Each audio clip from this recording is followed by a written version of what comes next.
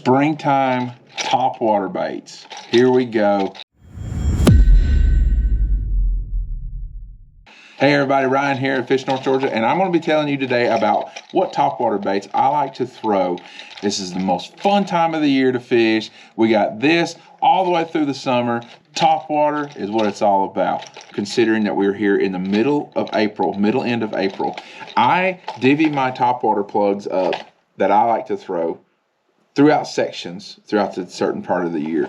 These are just plug specific. This does not get into frogs. This does not get into buzz baits or anything like that. These are specifically plugs. These plugs are my favorite baits to throw anytime we're around here in any of the blueback herring lakes or any of the other lakes that have shad spawns that are going on. Right now, here we are in the end of April, middle end of April. The shad spawns, the herring spawns, they're starting to kick off. You start watching some of these other tournaments that you're going to be seeing on the professional level, you're going to be hearing about shad spawn.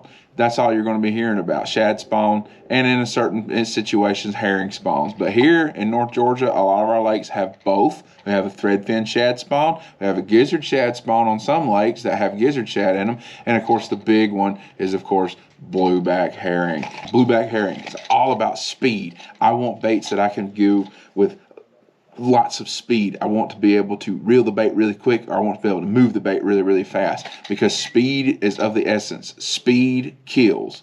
Okay, so first thing right here is like a Chapo. This is a Berkley Chapo 120. I like the 120 size, whether it's a Berkley Chapo or a River to Sea one. These are the ones that I like to throw because you can throw them things. You make a really long cast. You can really buzz them across the surface as fast as you want to. They work really, really well. My second favorite ones is because it actually is a really underrated topwater bait, and that is actually the Berkley Driftwalker 110. It is still a long bait. It weighs a ½ ounce, but it actually is a little bit more covert for those early morning situations where the wind isn't picking up. This bait excels in slick, calm, early morning situations. This one, it's just the profile of it, it just works really, really well. You'll notice one thing too about all of my topwater baits that I like to throw. You're going to see 1, 2, 3 hooks. I love 3-hooked topwater plugs. I just feel like I have a better hookup ratio with them. That's just me personally. I'm not saying it's the law. I'm not saying it's the Bible, but that is just me personally. I like 3-hooked baits. The Driftwalker 110 in any color. This one specifically right here is the Ghost White color. I like it. I also like the solid chrome. All depends upon the situations that we got. So these two laying on the deck of my boat right here, whether it's a Berkley Chapo 120 or a River to Sea Whopper Plopper or Berkley Driftwalker. Now, as the sun gets up, I have one that I really, really like to throw a lot, especially if I still got some late morning action around some herring or some shad spawn going on. That is a Evergreen Shower Blows 105, and I like chrome. Chrome is my favorite color to throw because it is a perfect shad herring imitator, especially when we have the sun coming down, getting a little bit of reflection on the surface of the lake and stuff. The Shower Blows works really, really well. You got a spitting walking action that really kind of draws the fish and calls the fish from a distance, and it calls them up to want to come eat this bait, and they will absolutely slap fight over this dang thing. It is an extremely fun bite. It has a tail feather hook, which is really key. I really like tail feather hooks.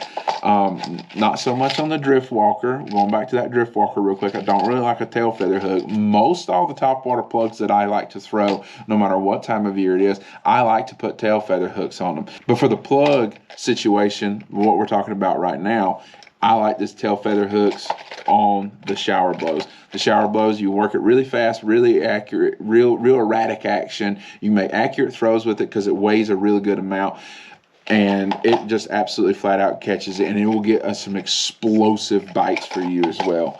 The other two that I like, these are a 1-2 tandem punch. You can tie both of these on if you want to, but I typically start with one and then I cut the other one off and then I'll tie the other one on, especially if I know that I'm getting bit. Storm chug bugs. These are the chug bugs. These are the 3/8 size. They're 3 1/4 inches long. These are my favorite two to throw. We got the bone white one right here, and then we have any of the metallic blue ones, whether this one is blue metallic blue mullet, excuse me, or the metallic blue, doesn't matter. Chrome is what's in this one, as you can see right there. Bone with an orange belly. Early morning low light conditions, I want the bone. As the sun gets up more, I'm going with the chrome. These chug bugs have extremely large drawing power. As far as rods, reels, and line go, I keep it pretty simple.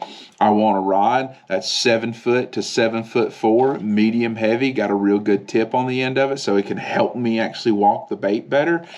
15 to 20 pound copolymer line. I like P-Line CXX Premium. That's my personal preference. Not saying that it is definitely the one that you need to throw as well. Absolutely no issues with braid. I personally don't like braid, but if you're going to throw braid, I really like to throw 30-pound braid if I have to. The reason why 30-pound braid has a little bit more castability than 65 pounds. You will get farther cast, which will really help you when you really need to reach these fish with any of these baits that we have right here. Absolutely. Distance, and you never know, talking about distance, you never know when they're going to come up schooling. You get a bait out there to them, any of these out there to them, whatever, it doesn't matter. You will have an opportunity when they come up schooling this time of year to get a hook in one. And sometimes they will continue to school. And if you just wait around, hang around for a little bit longer, especially on some of these long tapered flats, especially on some of these hard banks and stuff up there, rip-rap areas, docks, any kind of type of bank that's got some flat taper to it, anywhere where the shad or the herring can spawn, you can have some all-day action if you get the right weather conditions and the right fish are feeding on the shad spawn or the herring spawn. So you guys go out there, get you either a Berkeley Chapo 120, they're available here at Fish North Georgia, Drift Walker, Evergreen Shower Blows, Storm Chug Bugs. Go right now. You want to have about another month worth of this going on into the first part of May. You're still going to have some herring spawns. You're still going to have some threadfin shad spawns. These baits will work when you get them around there. These are plug baits. We're going to talk about the wire baits later, like the buzz baits, on another video. So you guys get all these baits, get them tied on, and go out and have an absolute freaking blast throwing topwater plugs. And maybe you'll catch your PB as well. Appreciate it, and we'll see you guys on the next one.